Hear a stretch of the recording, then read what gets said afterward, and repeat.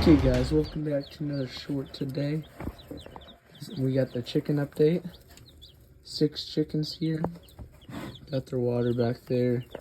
So yeah, every day I'll check up on them, or every other day or something. But we got I think maybe 4 or 5 different breeds of chickens. I got like 1 or 2 of each breed they had. And so yeah, one of these brown ones are the Easter eggers. So yeah, see you guys in the next chick update. See you guys in the